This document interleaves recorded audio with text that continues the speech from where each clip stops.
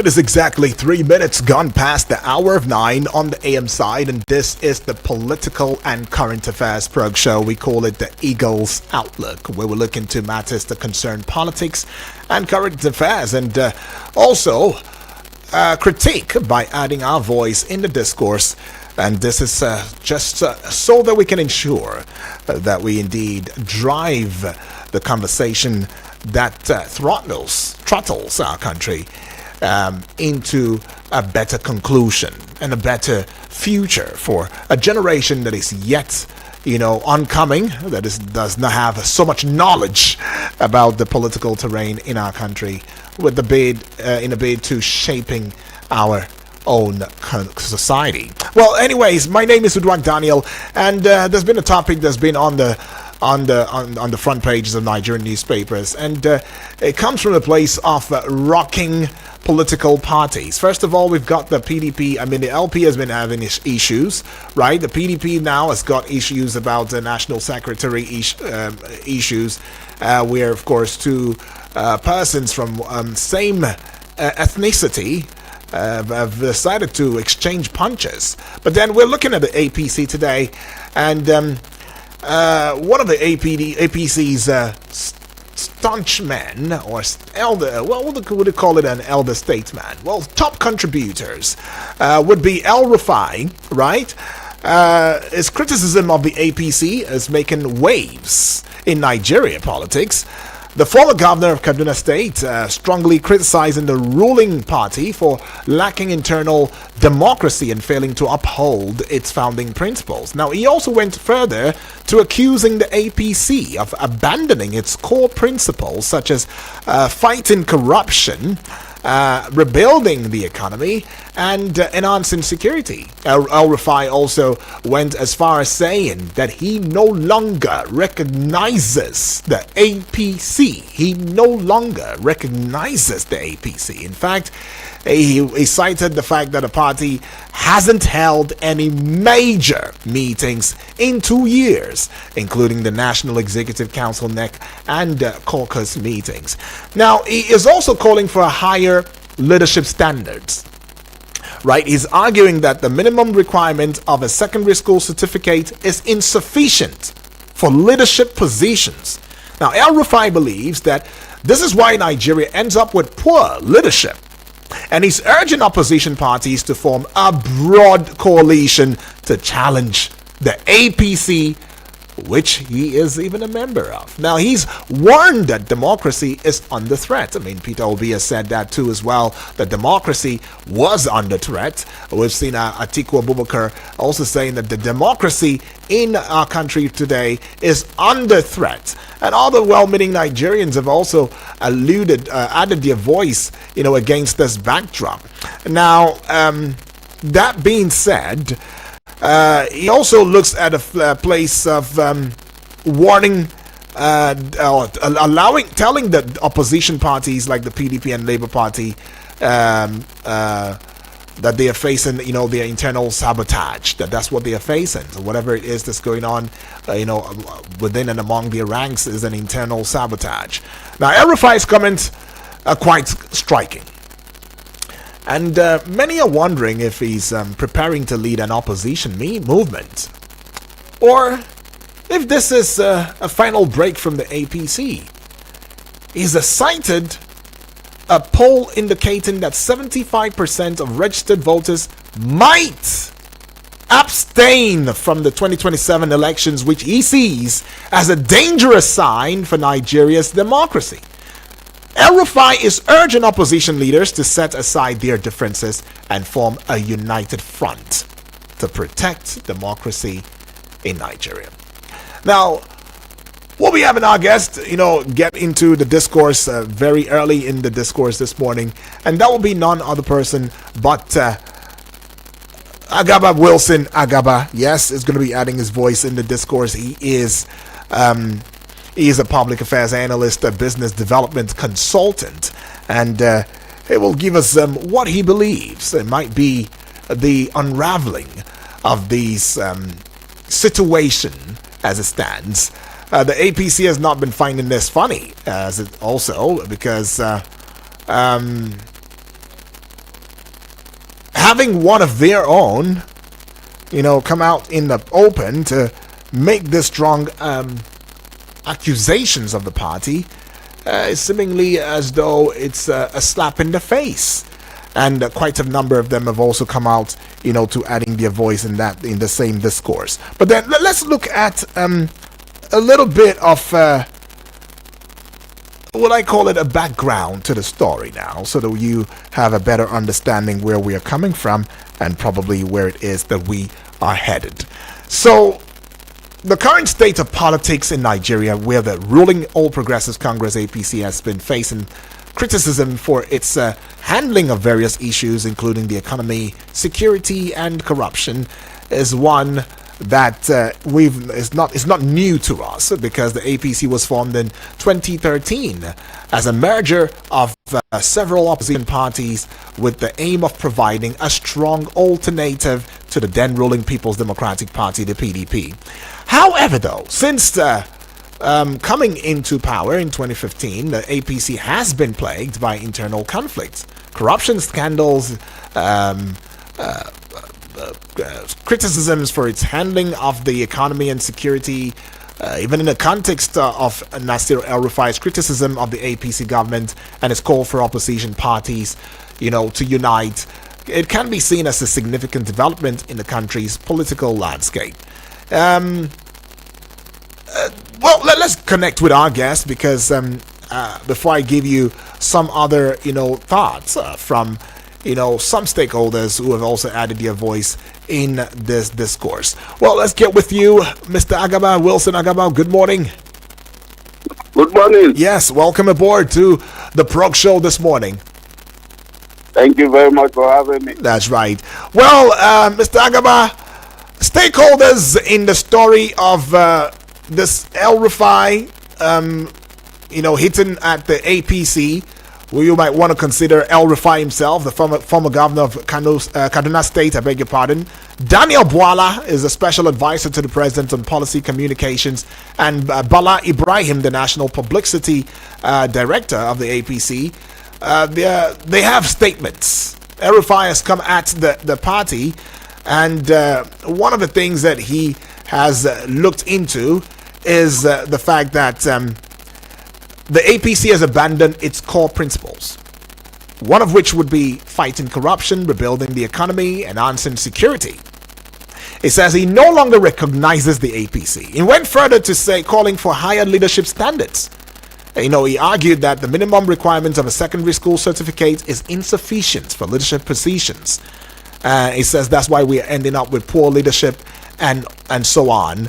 And then he also is canvassing, rallying opposition parties to come together and form a common front against the APC come 2027.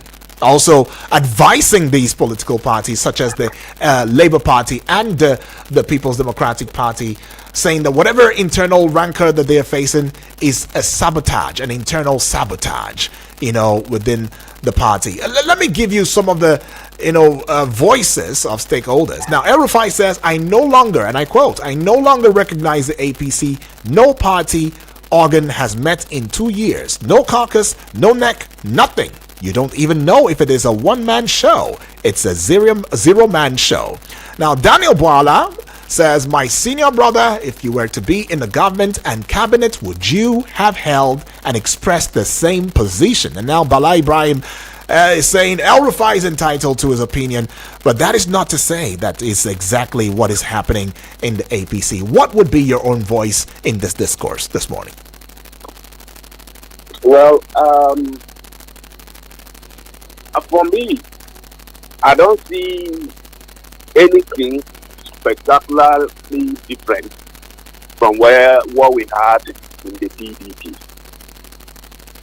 The PDP had the manifesto, like you said, when they started in 1998, in the run-up to the 1999 election. But after that election, that was the funeral of the manifesto. And it was all about justing for power for individual and selfish aggrandizement. Nobody actually cared about the country anymore. We saw the pre-signed democracy that started in 1999, free fall into a deplorable state as the years go by. Instead of the democracy to deepen, for us to get stronger, to have a better vision and all of that. That never happened. And I want to also blame a huge chunk of that to the military that handed over to the civilians. Before the handing over, we never developed any national vision to say that this is where we want to be. This is what we are going to be doing in order to get there. And this is the framework we will use in order to achieve that. And we designed all of this based on the acute knowledge of our peculiarities. So I think the military did handed over in a hurry. Yes, it was good for us to have democracy as quickly as possible. But it is also good for us to have a democracy that sits on a solid foundation in a robust framework. That wasn't done. If you look at our constitution today, you see that it is falling short of taking care of some of our peculiarities in so many places. I have been talking about the issues of the powers of the president, powers of the governor. If the president has the power to nominate and technically sack the head of the anti-corruption grant, have the power to nominate and technically sack the governor of the CBN, have the power to nominate the Chief Justice of the Federation and technically sack the person. These are all the people that should keep the president in check. But we give the president the power to deal with these people. And so you see that anytime election is coming, the entire system comes to a halt, waiting for the possible person that will emerge. And everything in our policies becomes centered on the person. Political parties will die after election only to resurface 2 or 1 more year to another election. That is not how it's done elsewhere. We did not prepare this ground very well. That being said, what should we do now that it is like that already? We should be building it. And I think that it is the duty of our leaders to ensure that we have a democracy that is robust, a democracy that is all-encompassing. Opposition in itself is not a bad thing. If I were the president, I would like constructive criticism. I would like somebody who will always speak out on the opposite side of my view to a particular policy that we all agree on.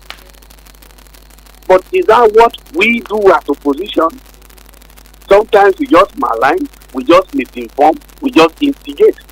That is not opposition.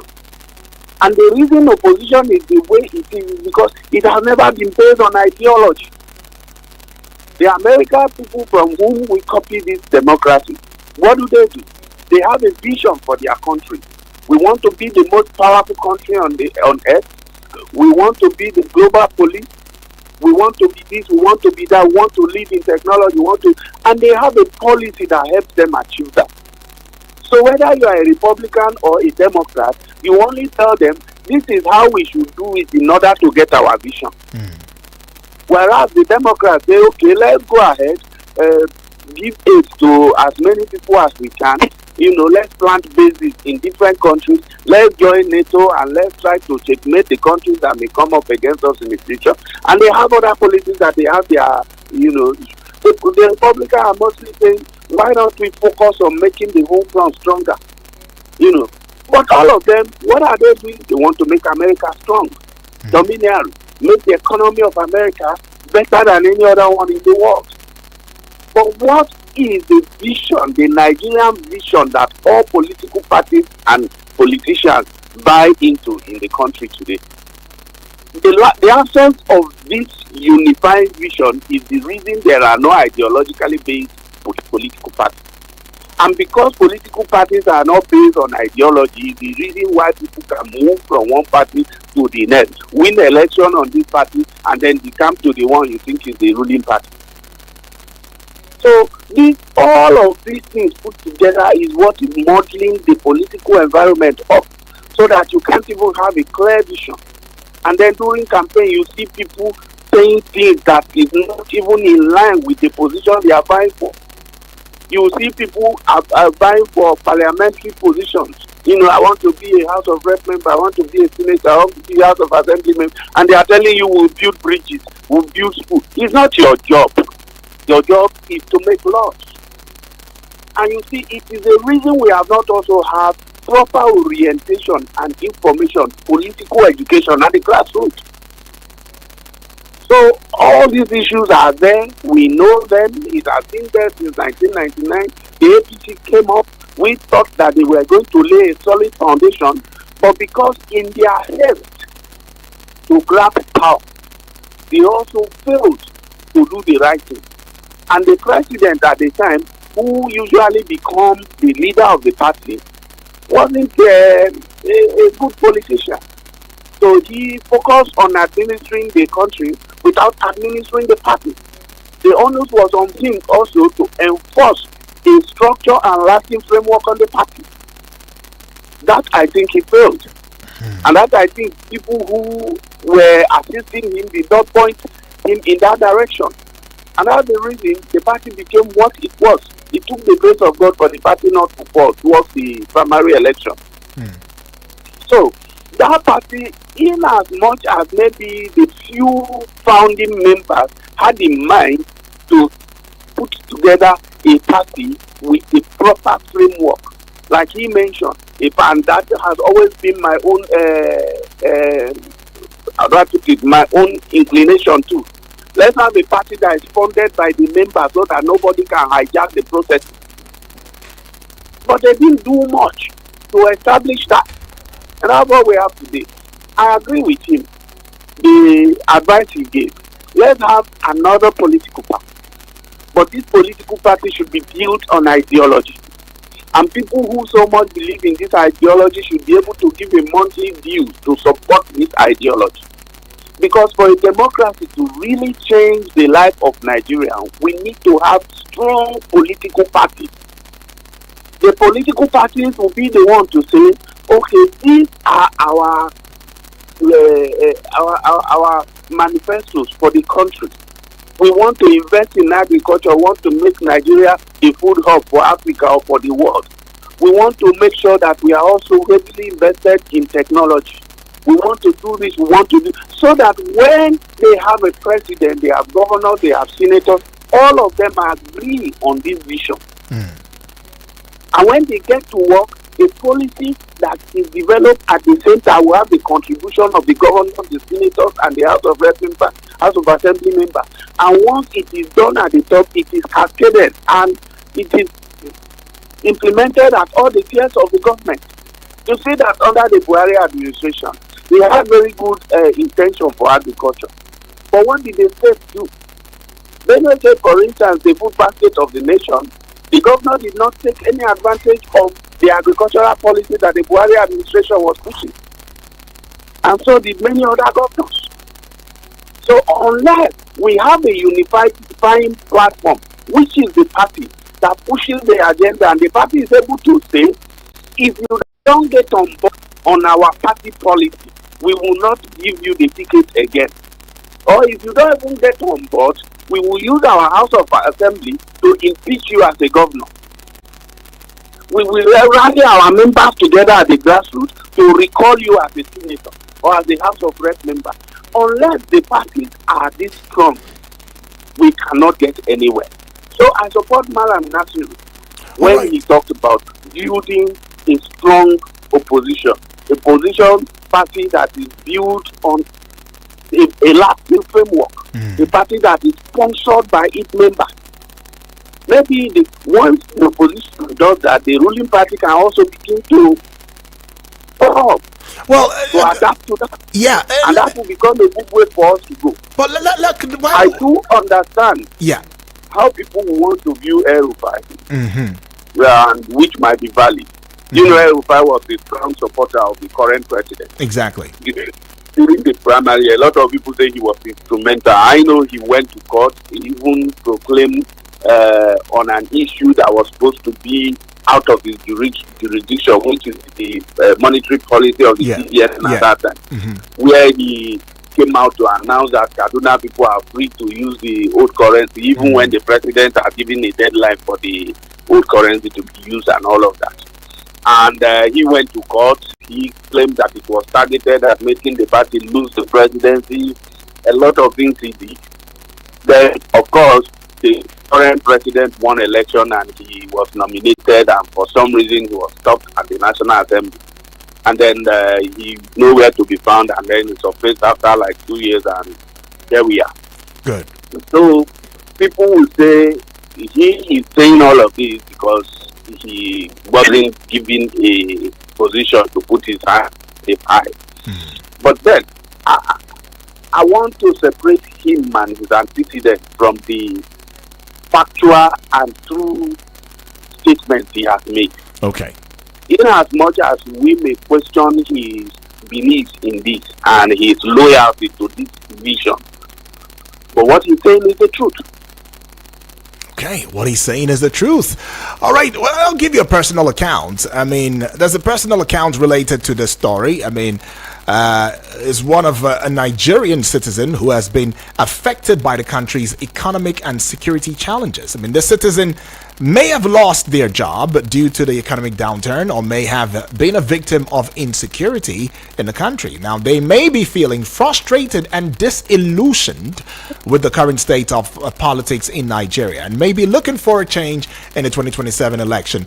El-Rufai's call for opposition parties to unite may be seen as a glimmer of hope for the citizen who may be eager to see a strong alternative to the APC emerge. But you should also recall that just before we had that elections that brought in President Bola Ahmed Tinubu, there has always been a call for a third force, a third force, a third force, a third force. And we saw how Labour Party emerged. We even saw how the NNPP got stronger and all of that. And yet, here we are, the rolling APC still got the ticket and got the place of authority. Just recently again, El-Rufai now is canvassing for yet another political party. Do you think that that would be insight to indeed give the APC a strong opposition come 2027? You know, they are following the same pattern as we used to have. We form a new party few years to the election or few months to the election. At the end of the day, it's going to be all towards that election itself. If you begin to gain momentum, there are people who are going to bring bags of money, teach on the right, win the election, and then decide where they want to belong. It is the same mistake they made with NSDP, ACN, and all of that until APC. APC was the grandest mistake of all of these things. APC was put together solely to win the next election. And after the next election was won, nobody sat down to say, okay, this thing we already put together, let us give it a lasting framework. That never happened. You see squabbles. For a long time, the party didn't even have a chairman. After Adam Toshimole was removed, for a long time they didn't have a chairman. And then the PDP seemed to have been united by power. Once they are not in power at the center, the party is not doing well.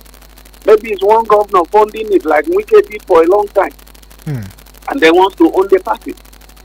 And then when the election comes, some people comes back into the party. So we should not form opposition for the sole purpose of going into the next election.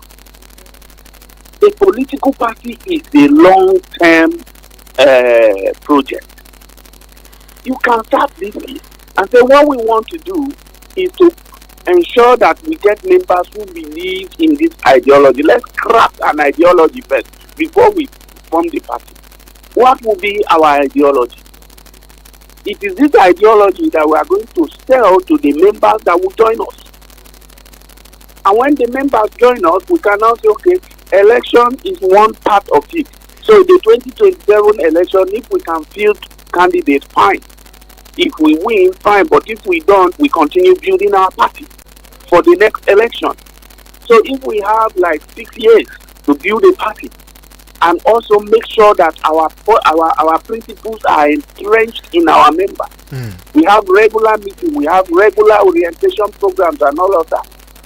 We have a sensitization and awareness programs. Then we can now say a point will come when we can field candidates that believe strongly in our ideology to go in there and do our bidding. But as long as we keep putting the party together before we put the ideology, it's not going to work. It's going to end up the same way.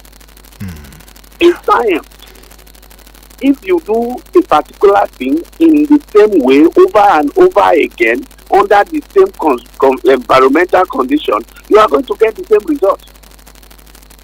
Okay. Expecting a different result is what Albert Einstein, I think, said is akin to insanity. So we cannot approach it as we did with other political parties before. We need to build the ideology. They use the ideology to attract people of like mind. Then we bring these people of like mind to go and push our policy when they get into office. It is easy that way. If you put the party together and start searching for the ideology, you must have gathered so many unlike minds together.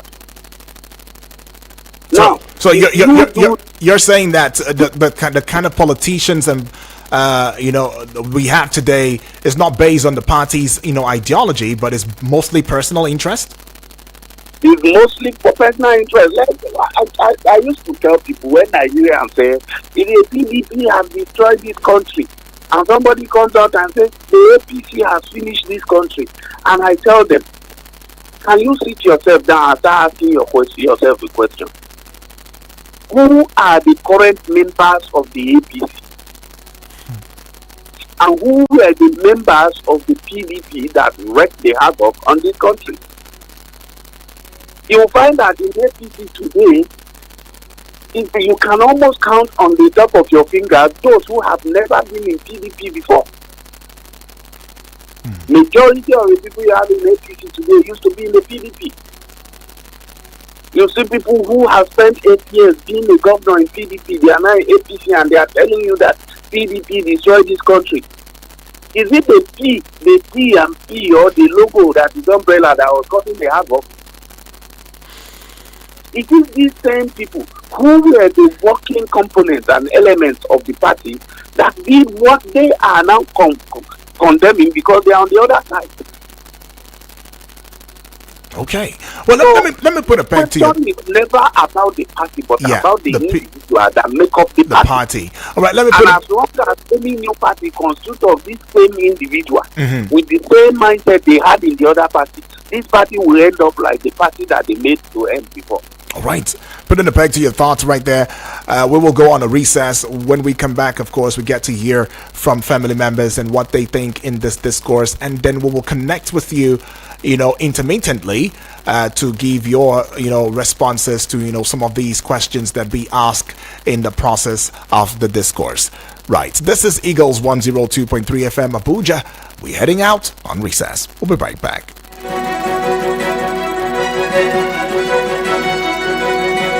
Eagles 102.3 Abuja. Has anyone told you you can talk about your business on radio for just 20,000 naira? Get a chance to talk your business for 25 minutes on The Entrepreneur, Mondays to Fridays, 3 p.m. on Eagles 102.3 FM Abuja. For more inquiries, call 090-9984-4433. 090-9984-4433. Hurry now. Eagles 102.3 Abuja. Do you want to know about cars? Everything about cars, from purchase to maintenance and even road use. Don't go too far. Listen to Top Gear on Eagles 102.3 FM every Tuesday at 4 p.m. Top Gear, let's give you a spin. Eagles 102.3 Abuja.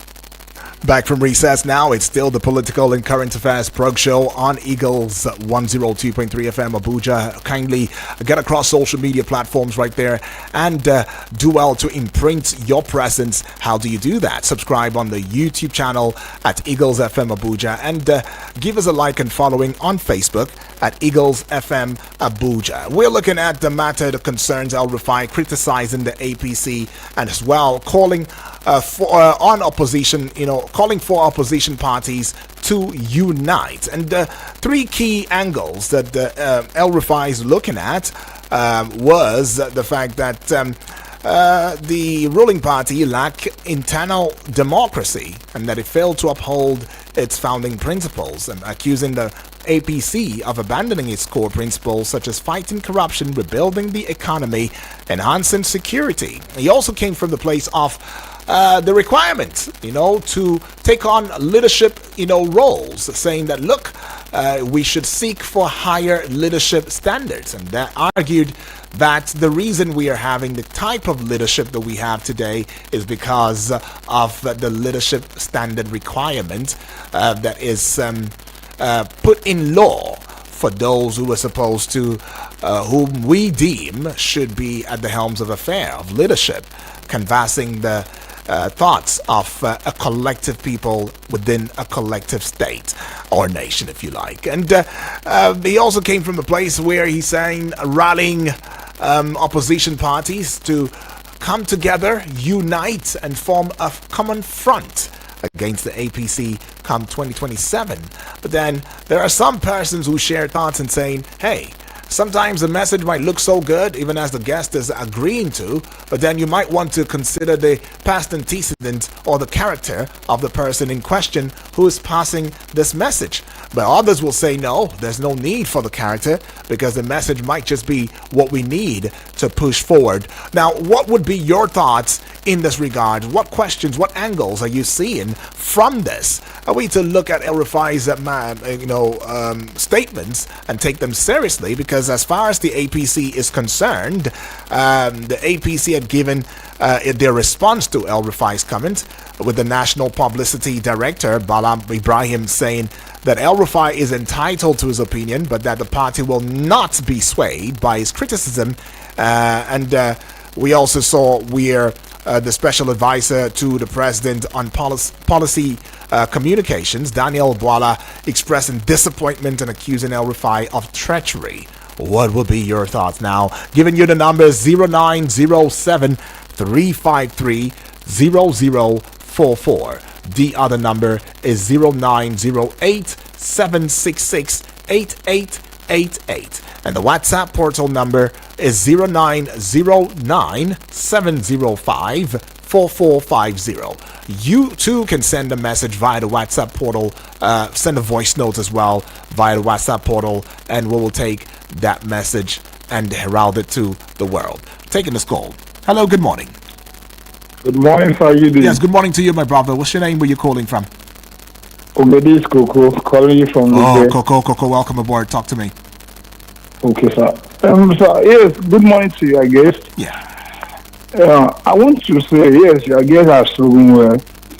The challenge we are having, number one, it's not a matter of forming a new party that will solve the issue that we have in politics now. But the problem is the mindset of individuals that have to govern the people. Normally, politics is supposed to be, or a party is supposed to be like a church, in which the pastor, or if it is a standard church that is not the individual foundation, the pastor of a church does not have much right in the church. Rather, it's the elders of the church. Because the pastor can be transferred from this assembly to another assembly or this area to another area. But the elders that are in the church, indigenous member of the church, and decide. Pastor will only suggest to elders, and then elders will now say, okay, let's carry it. But when a president or a governing person body will be the one to decide over senator, over lawyers, over head of service, you don't have much say. So even though you want to form a new party, and these people that want to form the party are the people that was other party that corrupt before, they now, because it does not favor them, they now leave there and say, come to form a new party. The same error will still be making. Except people that does not taste the power before come out to form a party. That is when they can work. You can take examples like Labour Party. You see the way they push, because the majority of people that create that party, they were not tasted party before. Okay. They are not tasted any power before. Okay, you see the wave they make. All right, Coco, I get that. So, all right. So that is the challenge we are having. Okay. So we should think of another thing. We should have a mandate. Yeah, Coco, for want of time, so that we can get other family members to add their voice.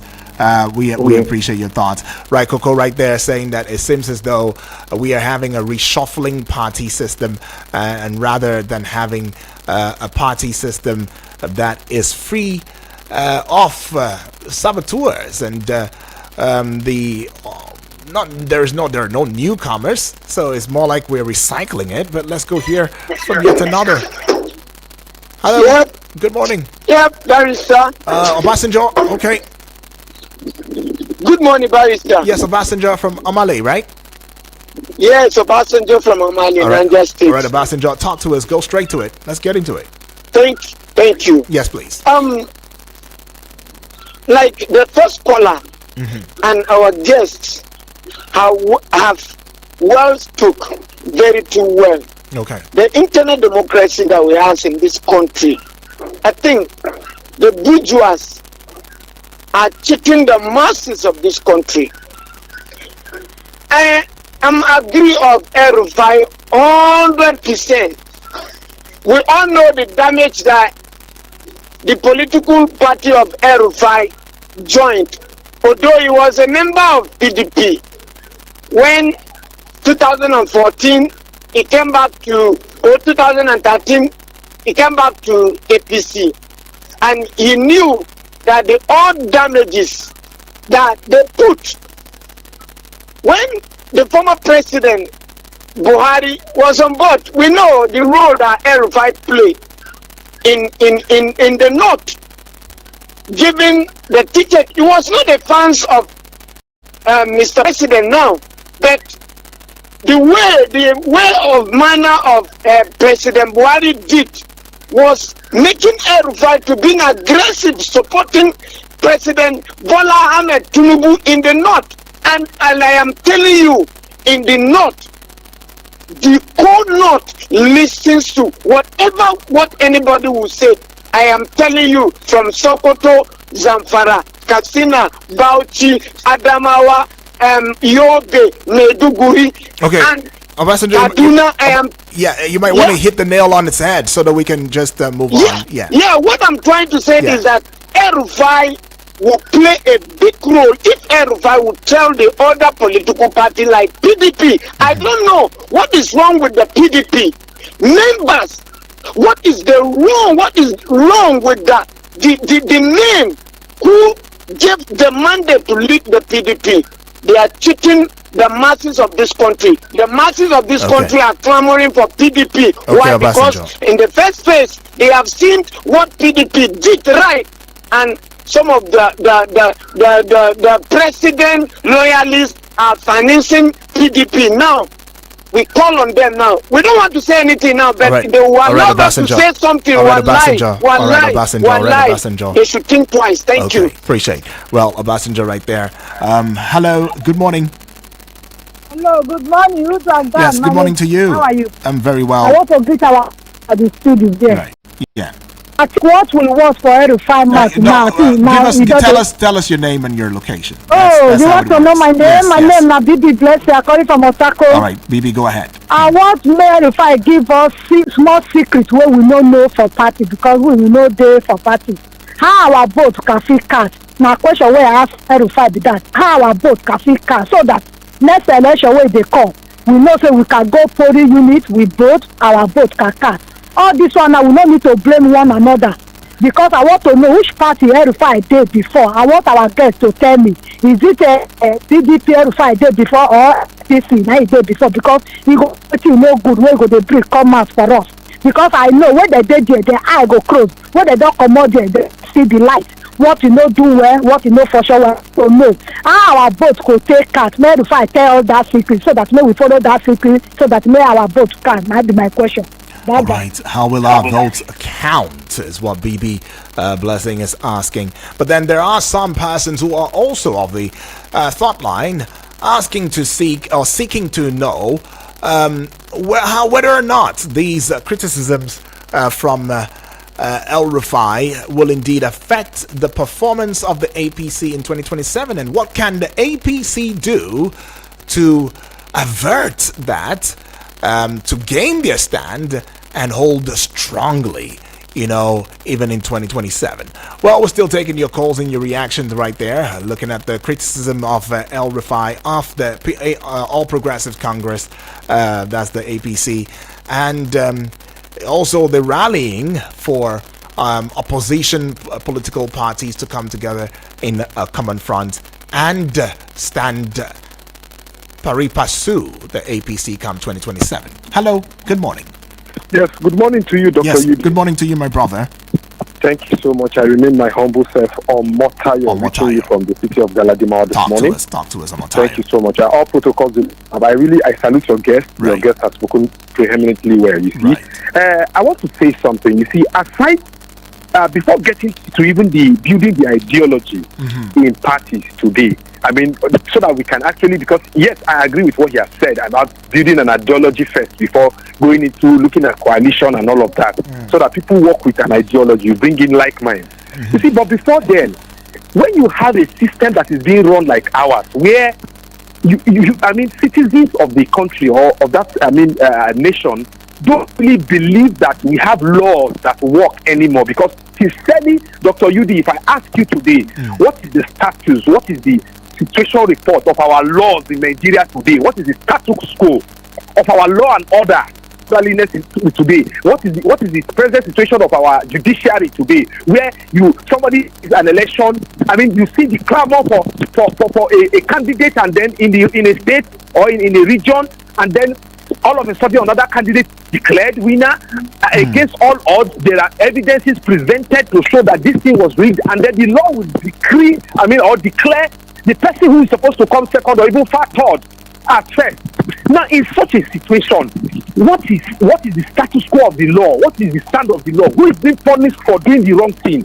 Where a lawyer will come and speak for a party on national air that we will not obey that court order, and then that lawyer is allowed to go scot-free. You see, we need to first checkmate the kind of law we have in Nigeria. Otherwise, we are not going anywhere. Look, let me tell you, in 2027 election, if this man, my tenure is not, I need to complete this 8 years, for example, and then the law is strict again.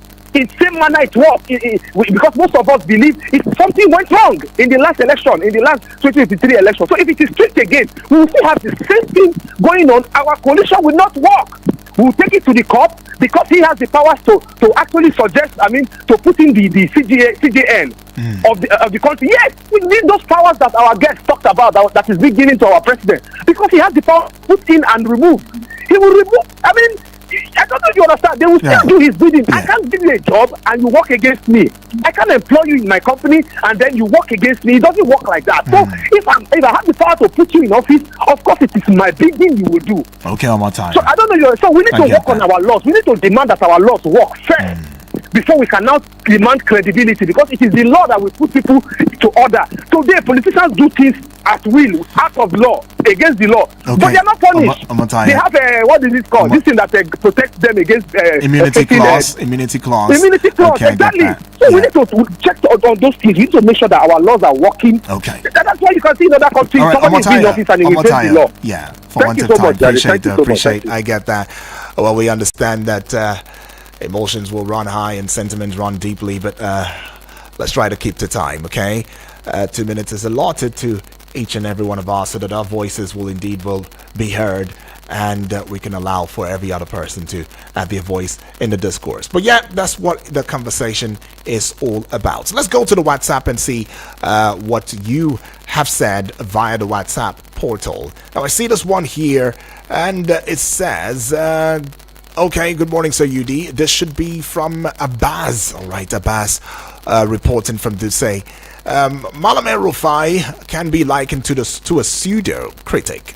Let him name one governor, minister, or any cabinet member in this administration that has his or her qualifications below higher educational qualifications in Nigeria today. He says none.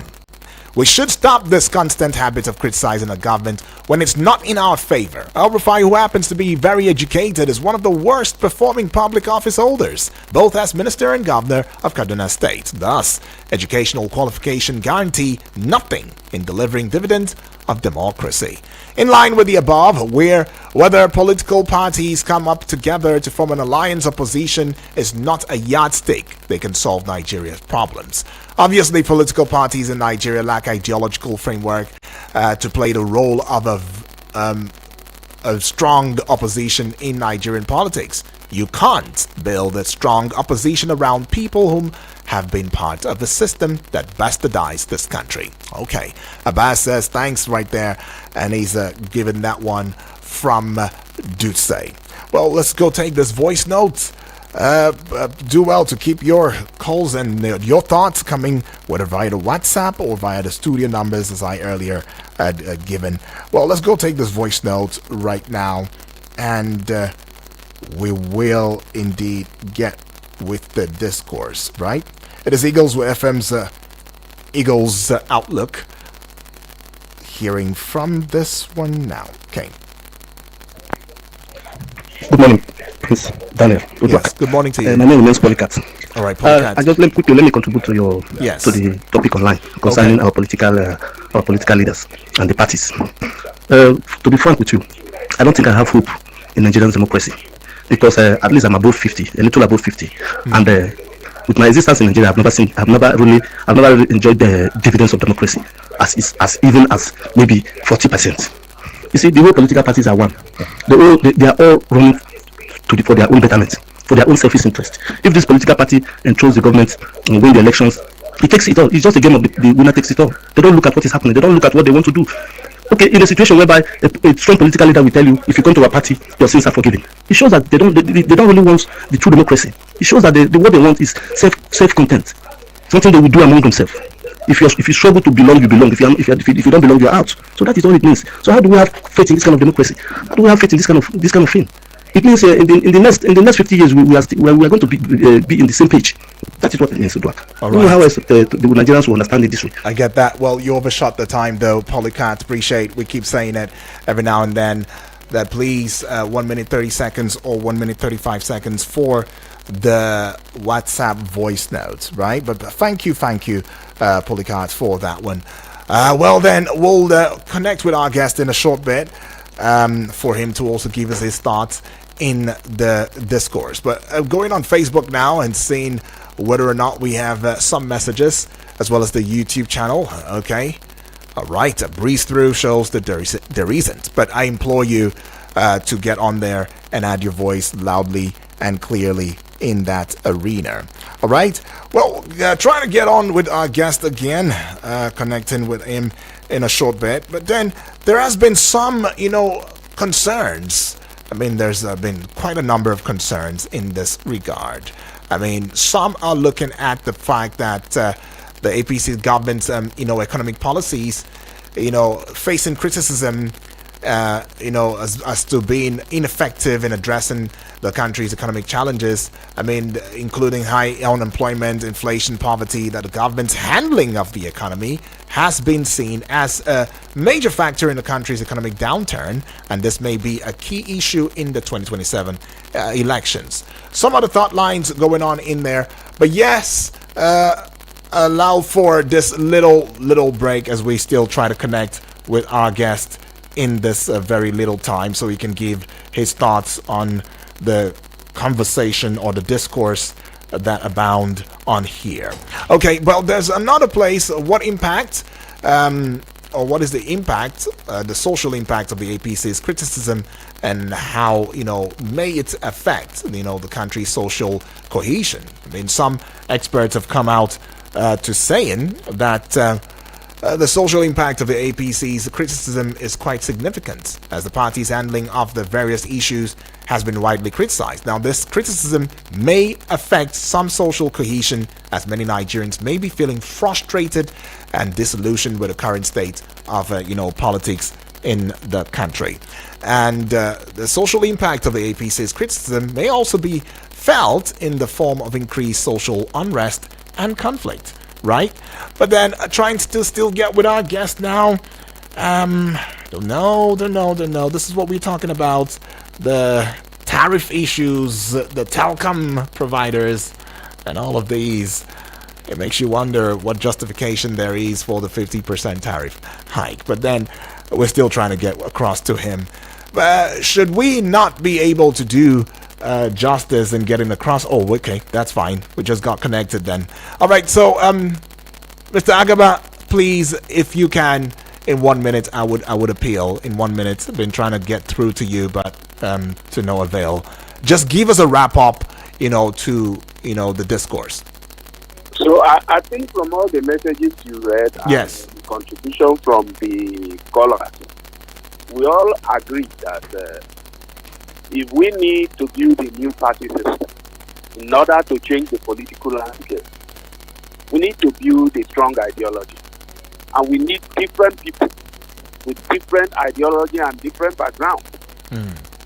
Away from what we used to have to build this party. Okay. It is not by saying it with mouth, and it's not by gathering the same old people in a few different party under different umbrella to say we are going to change the narrative. At the end of the day, we're still going to end in personal ambition and personal aggrandizement. But Mr. Agaba, just before you get on with that, I wanted to chip this in. What do you think that the APC can also do differently to get things rightly? Especially for Nigerians to also, begin to see them differently.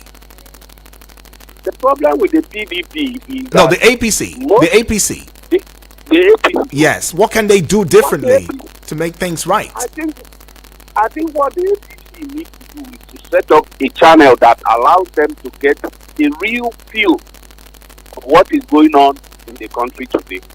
People's opinion, people's understanding, and people's ideology of the APC. If the leaders of the APC can get a hand on this, then they can deploy policies within their party and strategies that will allow them to reposition their party, both structurally and strategically, as well as in the mind of the people. But where you shut out every feedback, you can never know where you're going. Both the ships on the sea and the aircraft in the air, they navigate through GPS.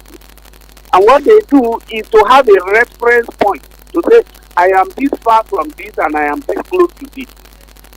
So I want the APC to set up a framework that allows them to gather feedback from the people. Then they should make conscious effort to adjust based on this feedback. All right. And also give feedback to the people. All right. This will help them reposition for the next election. All right. Thank you so much, Mr. Agaba Wilson. Agaba, you are a public affairs analyst, a business development consultant. Thank you for your time and your voice in the discourse today. Thank you. Appreciate. Right, and that is the size of the package this morning. And I cannot thank you enough for also adding your voice. I mean, it has been a very fruitful discourse this morning. Tomorrow is yet another time